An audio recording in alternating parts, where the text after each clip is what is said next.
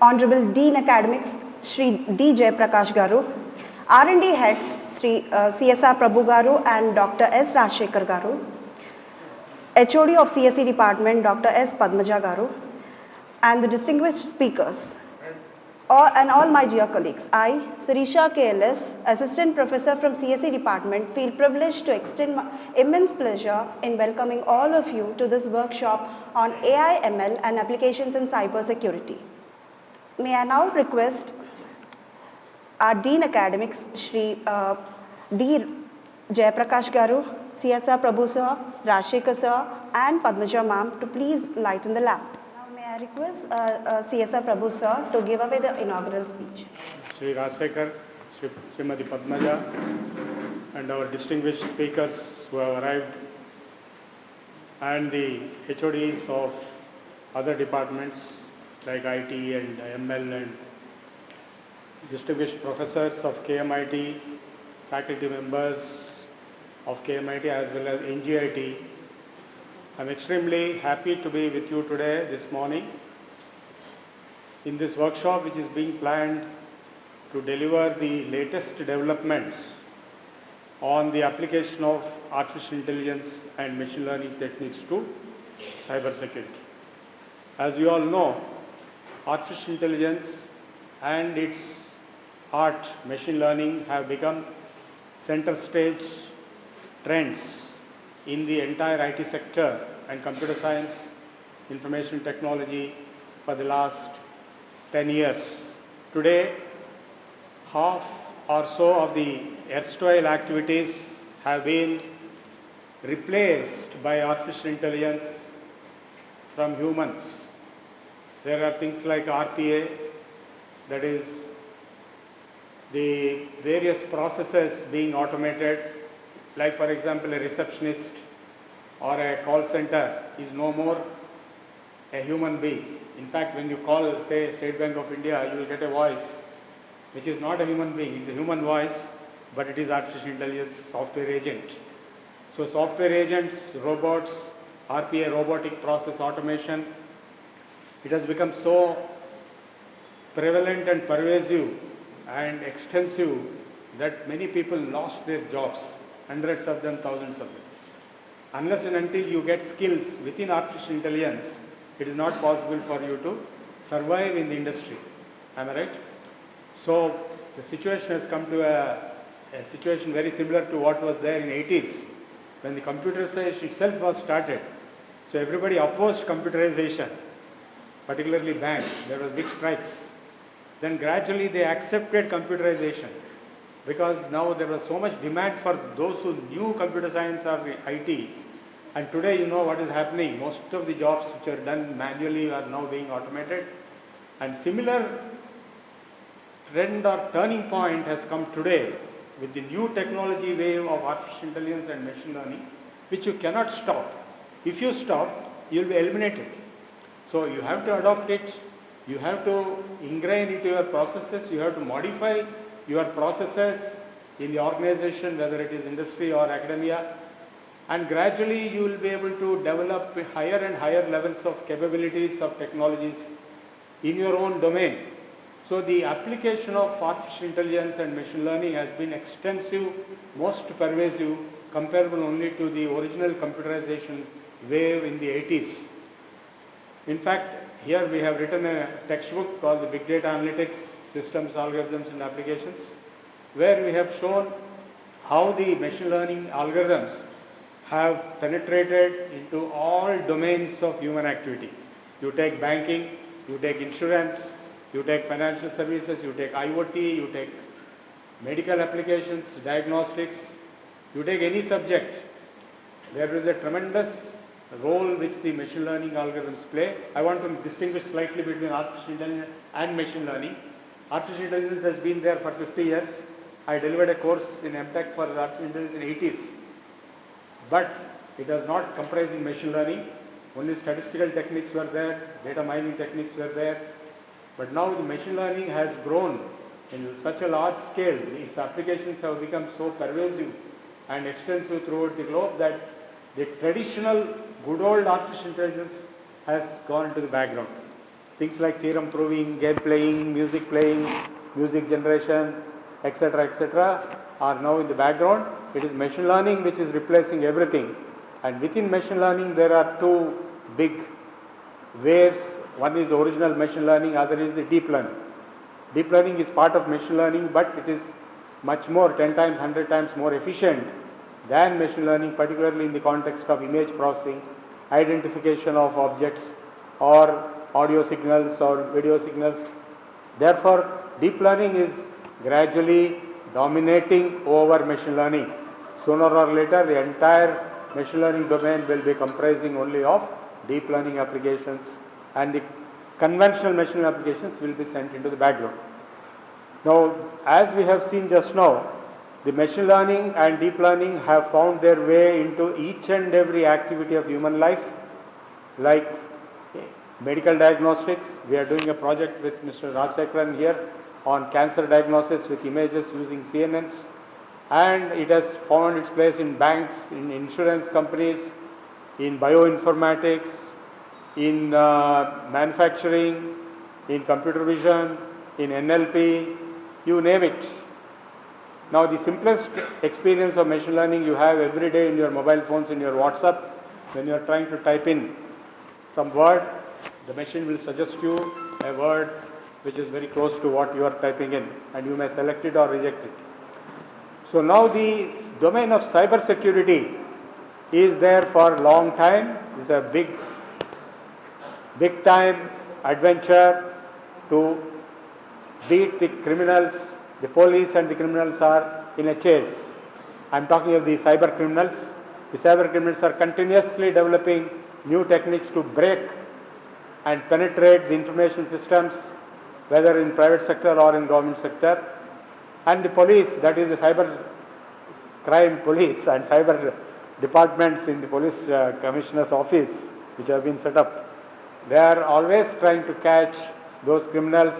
And you know, in security, it is a very funny game of what is called ethical hacking and developing new techniques of hacking which are supposed to be ethical, but I doubt every hacking is unethical according to me. And so people are developing new techniques every day, how to penetrate, how to hack, and how to destroy or lodge or update or manipulate the data. So the basic requirements of security, that is integrity, confidentiality, and non-reputability, NICE they are called, which are being attempted continuously to be broken, and continuously the antidote solutions are also being developed. It's a non-stop chase process between the thief and the police. So we are on the police side, we are not on the thief side. So we are trying to understand how cyber security techniques have been developed and how they have been preventing or controlling, if not completely avoiding, cyber security breaches. The criminals are far more intelligent than the police, and they go on developing better and more efficient techniques to breach, to lodge, or to destroy, or to delete either data or information or software or processes. So we have data security, we have network security, we have information security, three different domains. So in this workshop, for the first time in the world, we are trying to understand how artificial intelligence and machine learning techniques can be applied to cyber security. It's a very new domain of research, and there are very few researchers in the whole world. I have studied around 100 papers on this. Those who are interested can contact me, I'll give you. So in all these papers, they have given how these techniques of machine learning can be applied to cyber security situations. Like for example, intrusion detection. How you can apply, say, machine learning algorithms or deep learning algorithms to intrusion detection and prevention. Similarly, how you can apply it for, say, malware analysis, classification, or spam analysis and classification. So various around, as you know, there are around 32 cyber security threats. Our first speaker, Shri Rajshekhar, will elaborate those 32 threats, and he will be silent on how the machine learning and deep learning will be tackling those threats. And the subsequent speakers we have the speakers, two speakers from BITS Pilani Online, Srimati Barsha Datta, who is a doctorate from IIT Kharagpur. She will be delving on how the machine learning algorithms can be applied to cyber security. After that, we have Shri J. Dave, who is also a faculty member at BITS Pilani, Hyderabad, who will be delving further deeper into the application of machine learning to cyber security.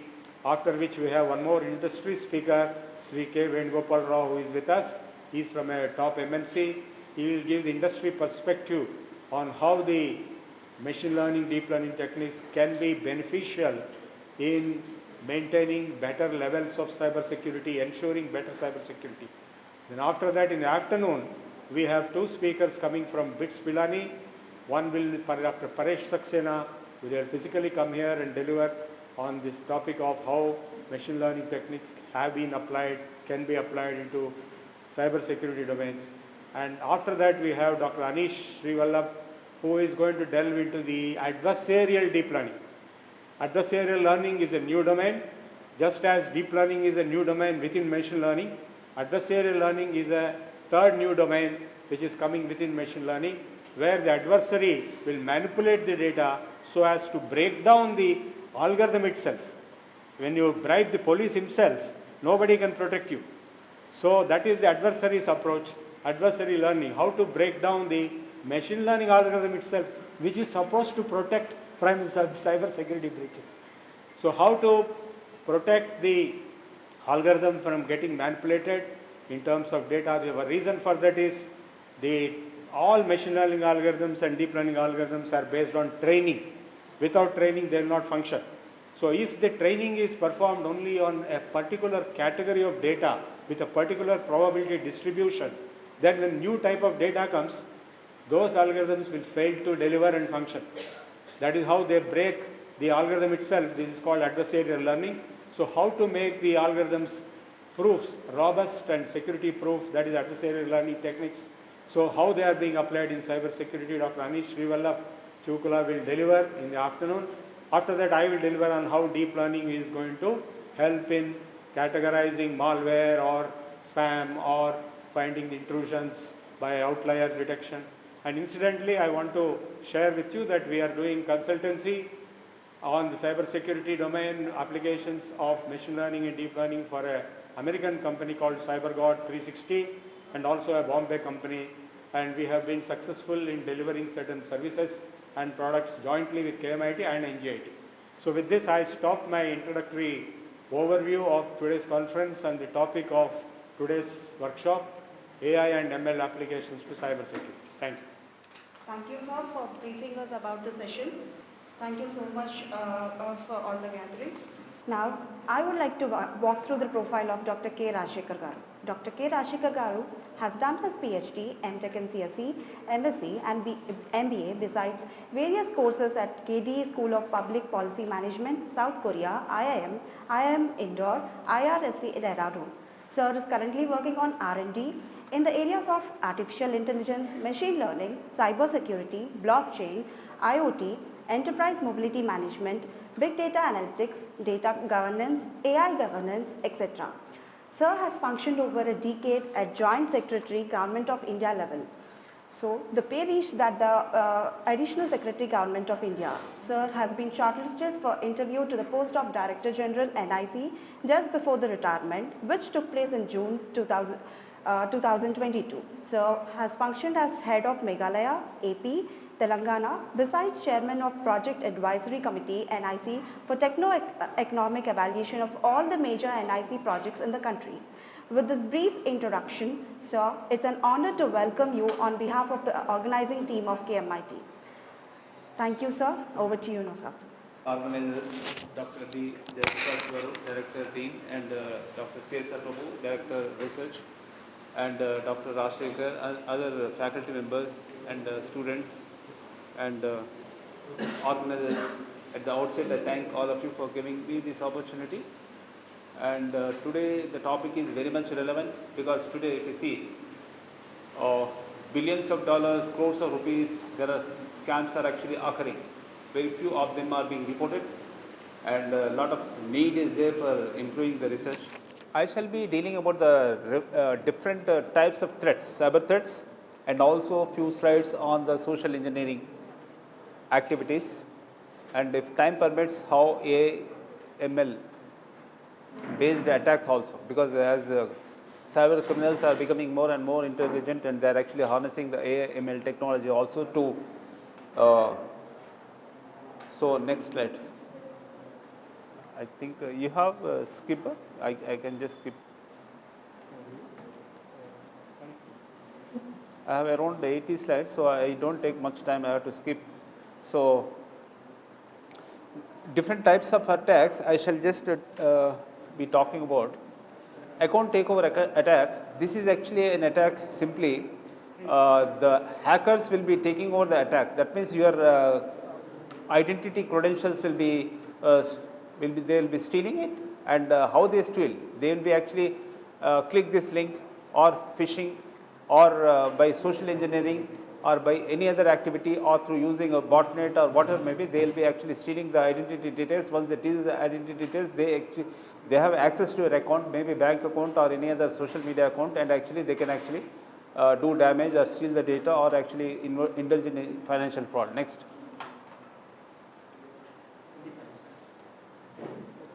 This is advanced persistent threat, usually organized. This is an organized crime, and for example, US Army or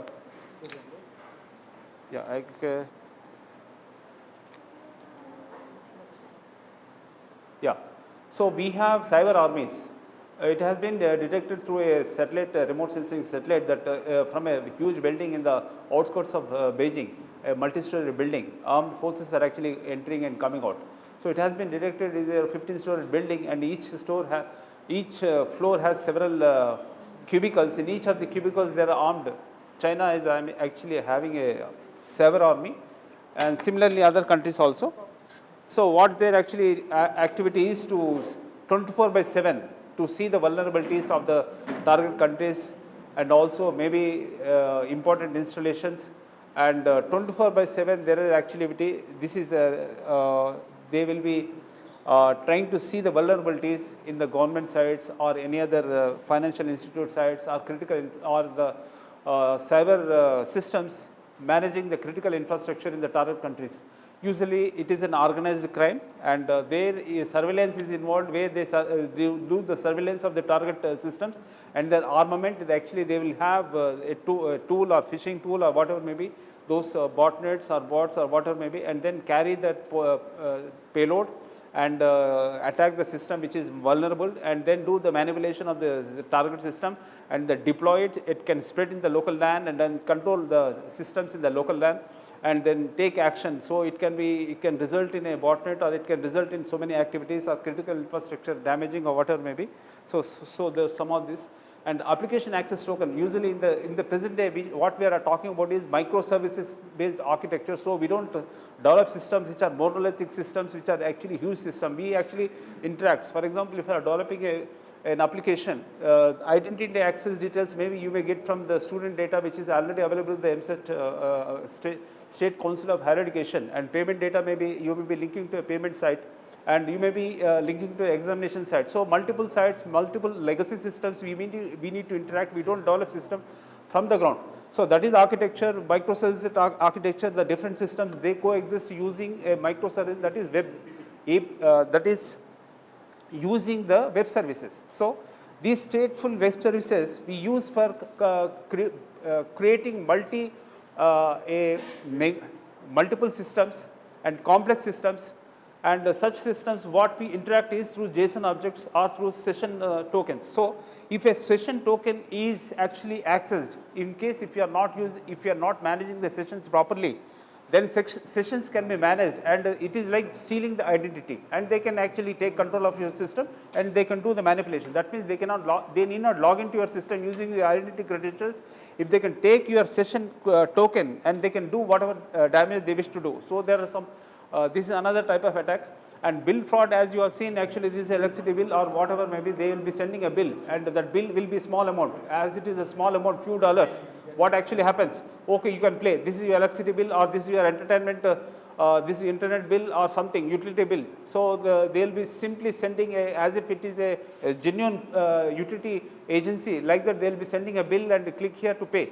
So they'll be sending small amounts of money, and people, those who are not actually attentive, they may actually pay that amount online, and like that they'll be collecting huge amount of money. 150 millions of dollars have been collected. So huge, small amounts of bills, and to lakhs of population they'll be sending. So that is how actually this is a bill fraud and brute force attack. This is a conventional brute force attack. Actually, they will be taking each letter in the dictionary, or sometimes they manipulate the dictionary also based on the other knowledge, and using some suffix or prefix, they actually try to use this term, and this is a conventional brute force attack that also multiple times they can actually try to log in, and they also succeeded several times. And business invoice fraud, this is actually Google and Facebook have actually affected by this fraud. What actually one person from some company, some country, erstwhile Russian Eastern Bloc country, and he has sent a bill of supplying computer utility bill regularly for 2 years to Google and also to Facebook, and they have incurred a huge loss. And after they actually he has used the bill, a famous Asian based company, using that company name, he has been submitting bills to Google and Facebook, and they have realized after 2 years that whatever has been generated is a fraud bill. So even business invoicing fraud is actually another type of fraud. And cloud access management, actually this is another type of one of the organization involved in providing utility services to the citizens. Actually this most of the time what is actually happening is in on premises infrastructure is becoming more and more expensive. In case if you want to have a system on your premises, you should have a system and UPS, firewalls, database administrator, system administrator, and application administrator, and also middleware administrator, and all this 24/7 support is required of the critical infrastructure management. All this will cost you, if you wish to have 2 or 3 systems, 1 or 2 crores of rupees per annum. Whereas in case if you are hiring a cloud infrastructure, it will be costing you a few thousands of dollars, few thousands of rupees only. So most of the time people are moving from on premises to the cloud, and once they are moving to the cloud, they may have identity access management system, security, etc., but the persons in the organizations, because the cloud, for example, you are taking a cloud account, they may give the account, after that safeguarding it, protecting it is the responsibility of the agency. Sometimes if they are not protected, actually few GB of data has been stolen, because the company which has actually hosted the application, they are not safeguarded that cloud account. Another is command and control attack. Actually in 23rd December around 2018 in Ukraine, midnight, around 40 degrees Fahrenheit. 40 degrees Fahrenheit is minus 1 degrees centigrade is the temperature, frozen temperature. Around this Stuxnet, you may be aware, this is actually nowadays the attack systems or virus or those botnets are being developed not by individuals or those hackers who are freelance hackers. They are actually being, it has been, for example, it has been, they are developing countries, not single country also. It has been reported that few consortium of the countries, US, Germany, France, few countries, they will be developing this. They will be pumping a lot of, so best brains they will be employing, they are developing a system, and that can be used. For example, such type of system has been used to delay the nuclear nuclear research and power plant operations of Iran. So similar such type of systems, this is another way where they actually command and control center, they have attacked, and they have shut down the power plants in around 50 power plants, 2.5 lakh population in the entire night. They have to spend without power, without temperature control devices.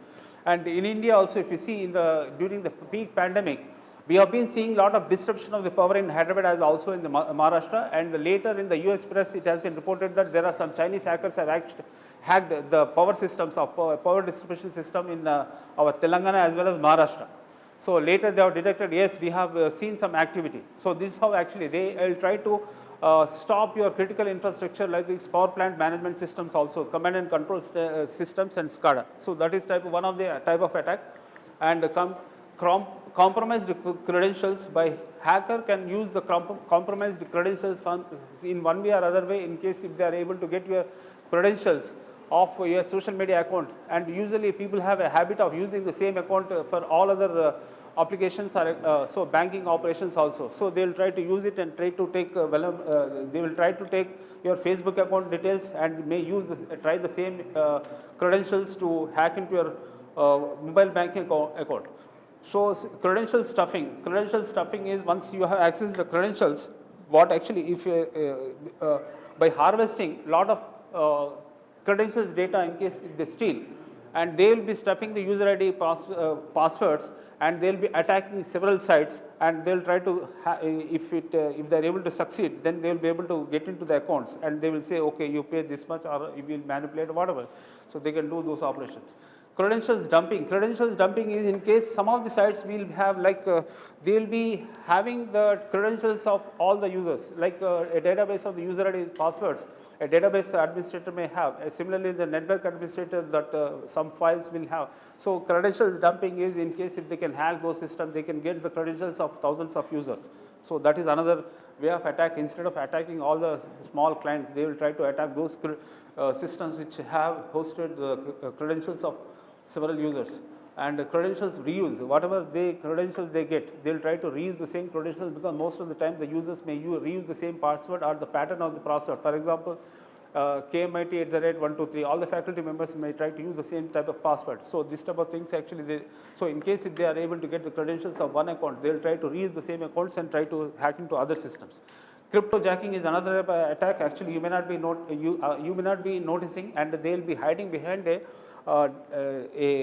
content distribution network. CDNs are being used to ensure high caching and also ensure rendering of the content at low latency. That, for example, Google or all other sites, YouTube, etc., the click of a button you are able to get, because they are actually using content distribution network at the proximity of your internet service provider. They have a servers, and behind the servers. So in case if this attack vector is behind this content distributed network, then it will be very difficult for us to detect those IP numbers also. And using that, they will be attacking the vulnerable systems, and they will be actually use this system in Australia. They have done some such type of attack to use the currency mining, so crypto mining, and also they for that purpose. And it is they are actually very difficult, because silent you cannot detect, unless only thing what you can notice is the slowness of the system only you can notice, otherwise they go unnoticed. And information repositories attack, this type of attack is also another type of attack, because for example this bill the Mrs. Clinton, when she was actually campaigning for US, actually their portals, most of the time the political leaders' portals will be having lot of interactivity. So if some people may complain grievances and they may respond, some opinions polls may be there. Such type of interactive systems usually, for example, when Prime Minister of a country, etc., they will have access or links to lakhs of citizens. So such type of data, in case if they can, they have actually exploited the vulnerability of the content management system. That SharePoint is one content management system which is being used. So this vulnerability has been exploited. They could get the data of lakhs of supporters of her, and once they can get into the accounts, email accounts, etc., they actually did some activity, whatever they wish to do, campaigning. So they may say something and sending some other mail contradicting that, so that people get confused. So such type of attack has actually taken place in 2018 during the presidential elections of US. And DOS and DDoS, actually all of you may be aware, and 20 years back a 16 years old boy actually has hacked the famous system Yahoo, etc., using actually a botnet he has installed in multiple systems. Those systems in turn attacked. So now systems are becoming not single DOS, they are DDoS, distributed denial of service attacks. They use a very sophisticated botnets to actually infect multiple systems, so that the real attacker will not get noticed, and innocent users, using their systems, they'll be doing the attack.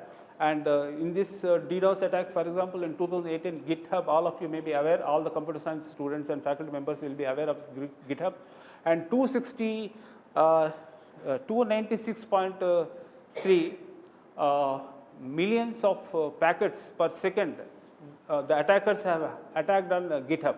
GitHub also is geared up for it. Within 20 minutes, they could mitigate the attack. So that's how actually, in case, so we should ensure high scalability concurrency. While ensuring high scalability or concurrency, we should also ensure mitigation of the DDoS attacks. Also, we should have a system. And DNS amplification attack is another attack. For example, if you have a DNS server, if you are sending one query, then what actually happens? It will give 5 times or 50 times more output if you are sending one query to DNS server. So, and what attackers do use, they will be sending query and they redirect the output to one target mission. So, instead of sending content, originating content from their own system, they use the vulnerable DNS servers and they will direct the output of the DNS servers to those target missions. So, that is another DNS attack. And DNS hijacking is, you instead of sending to an original host, they will be making records so that it will go to the fake website, and it will also may appear as a genuine website, and you may enter your credentials, and the hackers will get the data of what they require. And another is DNS tunneling. DNS tunneling is a technique actually the systems actually, in case for remote facilities management, and also to manage the virus or to mitigate the virus, this facility is being incorporated. So, using the same facility which is being there to version updating the version or version controlling, or for or detecting the virus, and also to mitigate the spreading the antivirus. So, same technology or the facility DNS tunneling is being used by the hackers. So, they will be stuffing a malware or a malicious program and tunnel it, and they'll be able to attack the system, and they can actually do whatever they wish to do. And IoT security threats. These are some of the threats, because most of the time IoT devices, they don't have much memory, and the computing power also very much less. As a result, they are much more vulnerable. So, this IoT threat is another important threat. And in US, actually, one of the countries, the Ring is one system, they actually providing surveillance security. So, they are using CC cameras, and using the CC cameras, actually they are providing this IoT security. Somebody has hacked into that system, and they have actually captured the private videos of several citizens. So, that is one of the threat actually which has actually taken place.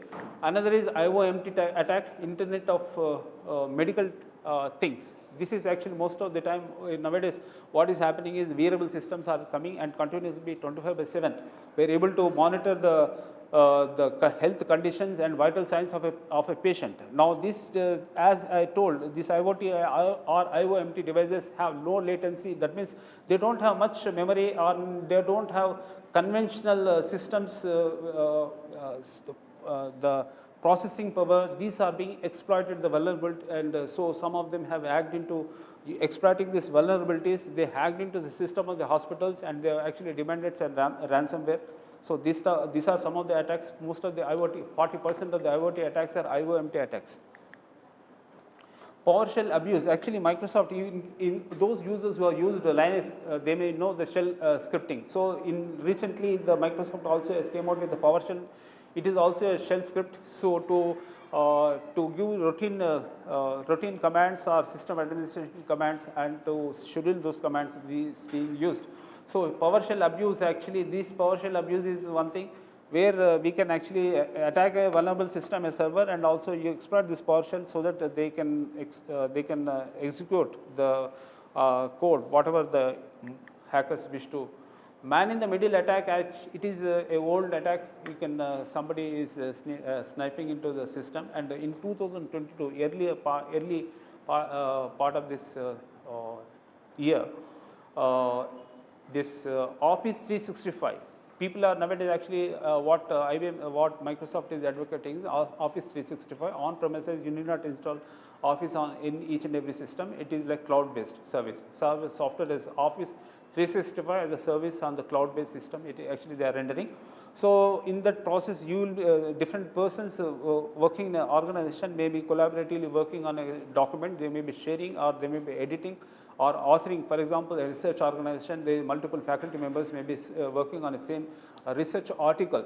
So, in such there are some vulnerabilities are there in this 365 where the sniper can actually try to take the document and able to able to manipulate or able to steal the data. Intellectual property can be dealt. So that is one of the so even recently also it has taken place.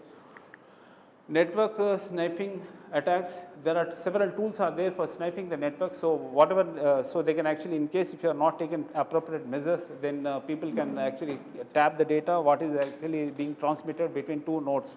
So that can be exploited, they can analyze and exploit, they can use the AI tools, ML tools, whatever tools we are advocating to mitigate the attack. Same tools are being used by the attackers also to snipe and detect the patterns or detect the passwords and carry out the attacks. And open direct attacks, these are actually even 31 the 31 URLs of the even Google itself were found to be vulnerable for this open redirect attack. That means if you are typing asia.google.com, it will not go to asia.google.com, but it will be indusface.com. That is the hacker Indusface. They have built a site, and people, innocent people may go to the Google site and it will go to another site. So this also, in case if the developers, if they are not taking proper care of the system, then this type of open redirect attack also they are vulnerable to. And phishing attacks, all of you are very much aware, they actually use any botnet or any other click here or download here or browse here, some such type of emails or any such WhatsApp messages or SMS messages or any such advisories you may get. Once you click, they may actually they'll be able to steal the data, and your personal data they'll be able to steal. Another important thing is nowadays more and more attacks are these phishing attacks, and phishing payloads, instead of simply capturing the personally identified information of the users, they are actually also carrying out some payload. That means some vulnerable software or virus or malware or bot they are actually carrying out, and that can attack the server or the client missions. So that is another important problem which we are facing nowadays with the phishing attacks. And spear phishing is targeted phishing. Sorry, for example, if they wish to capture the credentials, for example, student is there, some faculty members, so they may target that faculty members so that they can manipulate the marks being rendered already the faculty. I am just giving an example. Similarly, so this is a targeted client, so targeted person, they wish to attack a target person and carry out this. Similarly, this is another type of whale phishing is another type of attack. Whale phishing is a target person is not an ordinary person, he is an important CEO of an organization, so that they can actually advise from his account, okay, you pay this amount to that company, some such type of thing they can carry out. SQL injection is a conventional type of attack, where actually in the browser you can actually inject a SQL query and also collect a lot of data from the database. So if your queries are not, if your queries are not proper, if your actually posting methods are not proper, then the hackers can exploit this vulnerability. Zero-day attack is one type of attack. Actually, as I told, the hackers, it is organized crime, and they try to hack the system. They will try to find out the vulnerabilities in all the systems being released, and they will be trying to sell these vulnerabilities in the dark web, and at a price they are actually able to get it. So the hackers who are researchers, intellectually well educated people, they may not carry out the attacks. They do the R&D, they come out with the vulnerabilities, and once they detect the vulnerabilities, they sell the vulnerabilities to the real hackers. So that way actually it is a very well organized crime. It is a business actually. As you can see, a lot of organizations nowadays, they are having call centers. They used to operate in Bihar or Rajasthan. Now they have moved to West Bengal, and in the West Bengal they have been operating. So this is a very organized crime. It is so organized that entire village will be involved. In case if the police they try to catch any of the criminals, the head of the village men also will come and try to protect. Local police also will try to come and protect. That is how actually it is in India. They are also not only attacking the innocent citizens. In most of the time, the most vulnerable people are people of the Telugu states. They are actually, because they are more IT savvy, they try to make it everything digital, and also government also first That is mobile first is another policy. If your entire thing is mobile first, for example, if you cannot apply for a driving license without having a mobile app, everything has to be done on mobile app only. You cannot do on online. So such type of policies which are not well thought about policies also are resulting in citizens losing lot of their credentials, and as a result they are able to attack. So zero-day attack is the vulnerabilities so far are hitherto undetected vulnerabilities. If it is detected, they have only 1 day time for those organizers to mitigate those, and sometimes they say on Tuesday, okay, Microsoft may release on this day. So they may, these are the vulnerabilities found, and you have to fix these patches. They release the patches also. So there may be latency. All the organizations may not fix the patches on the same day. They may or there may be latency of few hours. Within that few hours, the hackers may try to. They need not do R&D also. They can attack. So this is also, there are two types of attacks place. One is a intelligent hacker will try to find a vulnerability and try to exploit it. And once it is detected, within few time, and others may follow. So these are all the zero-day attacks.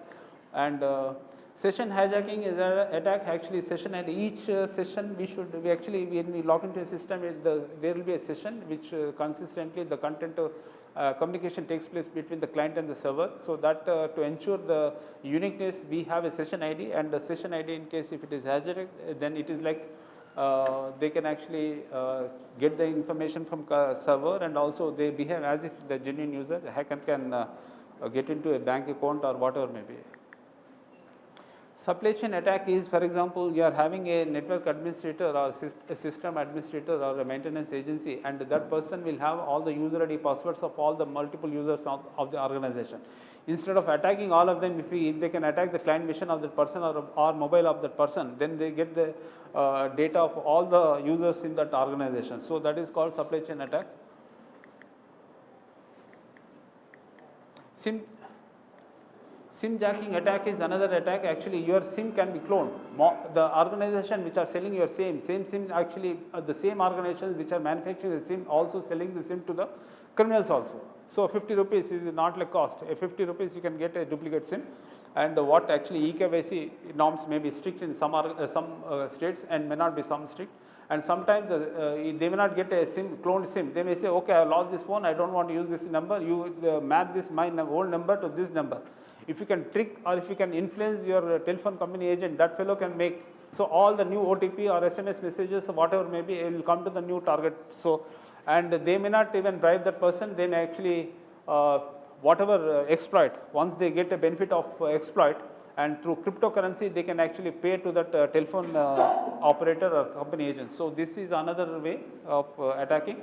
And in case for SIM jacking, for example, what we say AIML, whatever maybe what they are using, facial recognition technology, and AI tools are there for how to overcome this facial recognition, or even fingerprints also can be made with the AI tools. And wire attack is another attack where actually in Singapore one organization, they have lost 150 billions of dollars, and they have used artificial intelligence voice synthesizers. And the CEO's voice has been synthesized. They actually, now we have tools. We can download the tool and we can say which language you want to speak. You can text to speech generators are there, and you can specify whether male voice or female voice and which language and also what age group. Accordingly, the voice synthesizers, AI-based synthesizers are there. They can generate the voice, and what they have done is they call the chief financial officer. And the boss has called, yes boss, you pay this amount to this. So already, and so that's how it has happened. It is really, it has happened in Singapore, and so that is one type of attack. So AI tools, how the hackers, before the genuine protectors or police, whatever may be, before they use these tools, hackers are already ahead in using the AI tools. Watering hole attack is one attack in US. One of the state utility department, that is they supply the water supply. They have a portal, and any agency they have to pay monthly bills, etc., like our Metro Water Works.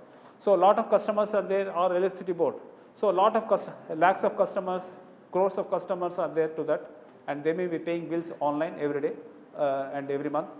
And they have observed this portal which is of a utility agency where already established clientele are there, and they have did research for few months and found out some vulnerabilities and attacked that portal and then exploited all the data of the users. So that's how actually this is called a classical, after that the type of attack is being called as water hole attack.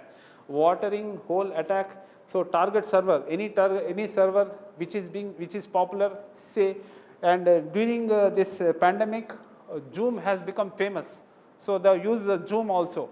Zoom server, Zoom is actually, they are not bothered about security because not financial, we don't do any financial transaction. You are interacting with your friends or whatever, maybe giving a lecture or having a meeting. Okay, there are no financial transaction, you don't diverge even personally identify information or the financial information.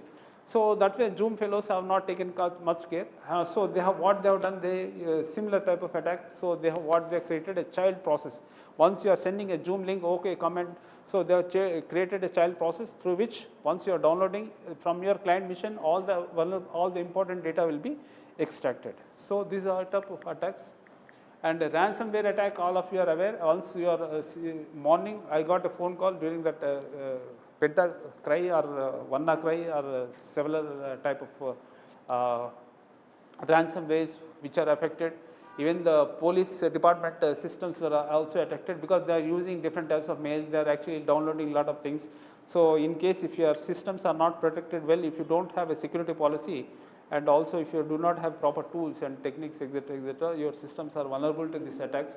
So this is another ransomware. This is also becoming more and more, and you have to pay in cryptocurrencies unless you pay this much, because your personally identified information, your video clippings, photographs, or other charts, or emails, Excel sheets, etc., they simply lock, and they say, okay, you pay this much, then we'll unlock it.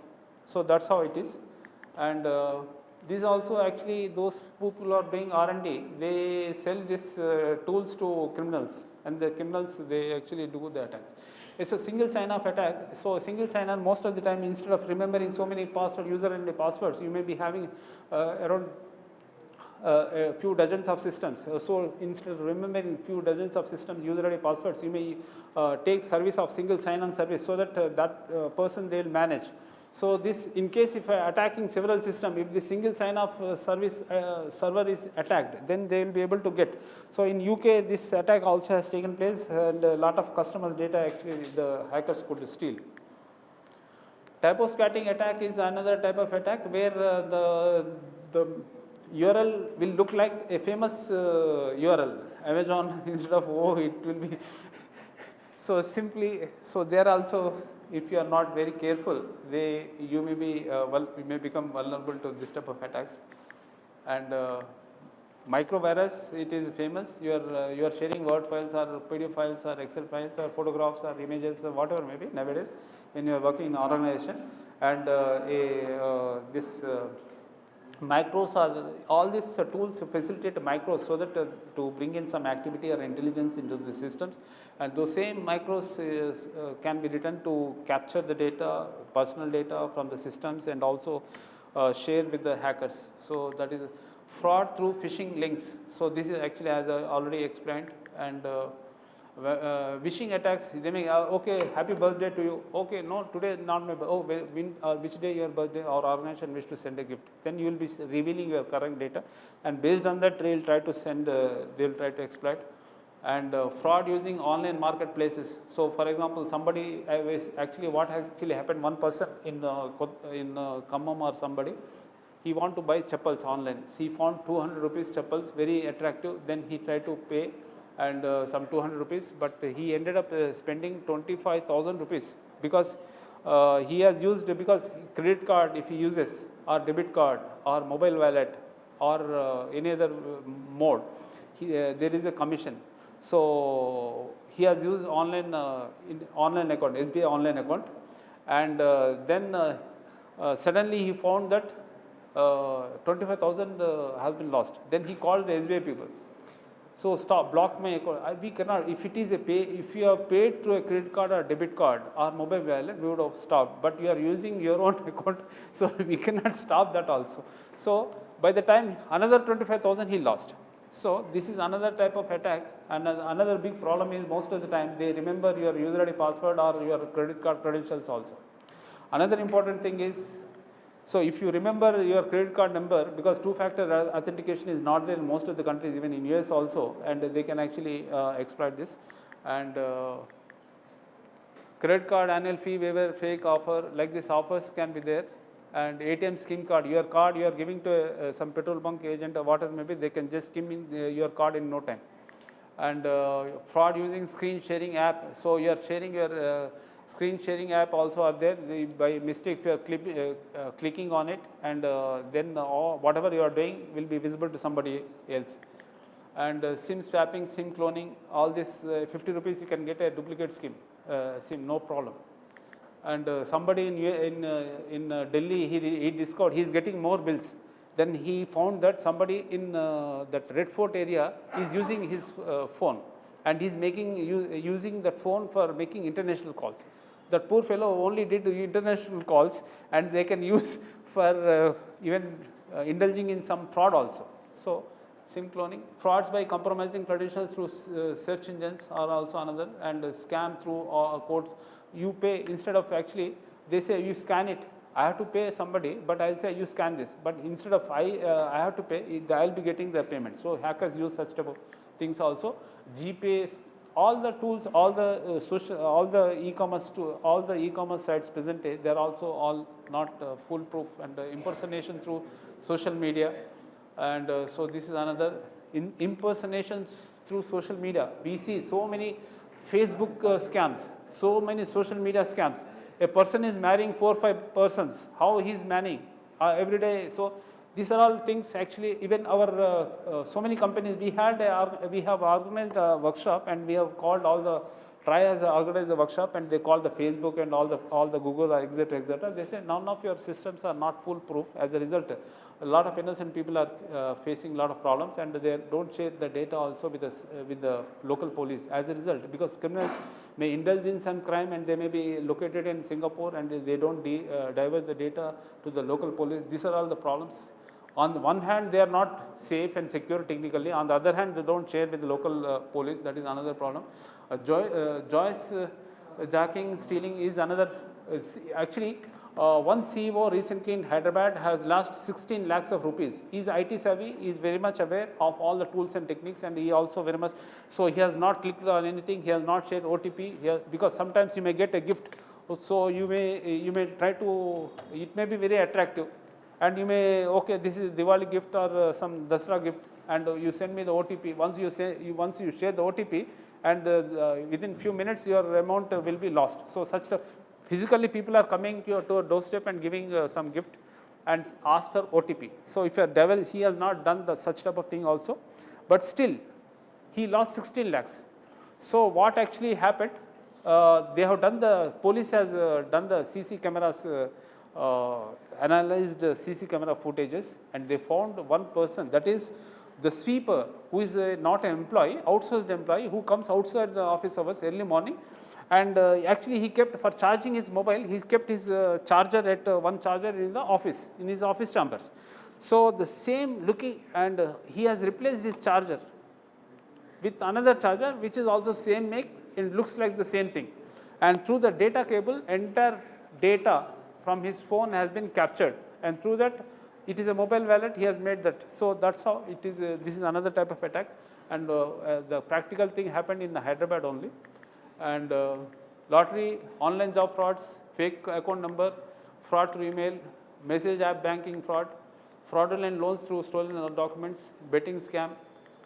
Stolen documents, actually registration department, they used to give you a lot of fingerprints are being captured while property registration, and one person has paid some 200 rupees. If you pay, you can get the property documents. From those property documents, he has actually taken the fingerprints. From fingerprints, actually he purchased Photoshop. He has downloaded from Photoshop, fingerprints positive to negative he has made, and 25,000 polymer printer he has purchased, and he has created the fingerprints, and he sold the SIMs. So the police, they actually Vodafone lodged a complaint, because somebody in some remote area in Karimnagar district is claiming for bonus for selling more SIMs. what is this, how in small population he is able to. So what he has done is, he has without eKYC, without credentials of the users, he is able to give one SIM. That is, SIM is prime 300 rupees, ordinary SIM may be 50 rupees, that is 300 rupees.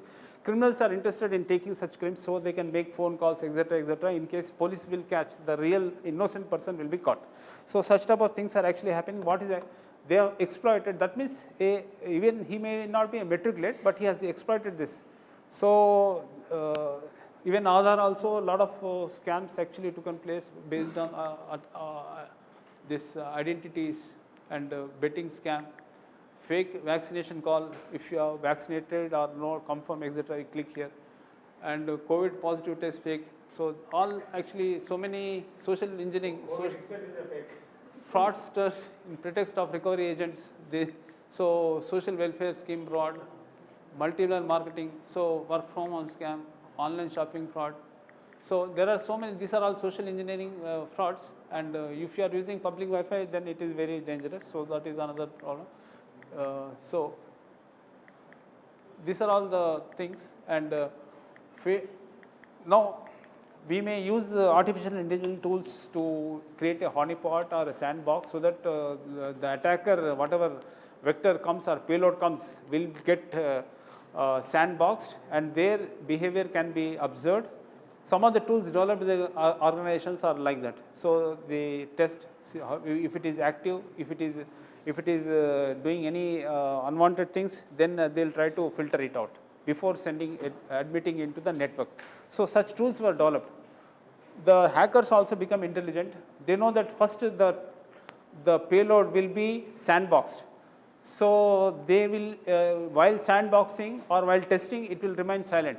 After that, only it will become active. Such type of things are also there. So another important thing is, with this quantum computing, hackers can hire a quantum computing mission for a few minutes, and they can hack and get the password, user ID passwords of all the users, because they are all powerful as several supercomputers. So such threats are all there. It is like in middle school or higher school, we used to get a problem. If a pump is pumping water at this rate, and if a hole is there at this rate, is the water is draining out, then at what will, so similarly, the manufacturers are manufacturing the security tools, and also they are also coming out with some tools which are also like making a hole. Okay, that is the problem. Thank you. Thank you, sir, for your valuable session on cybersecurity threats.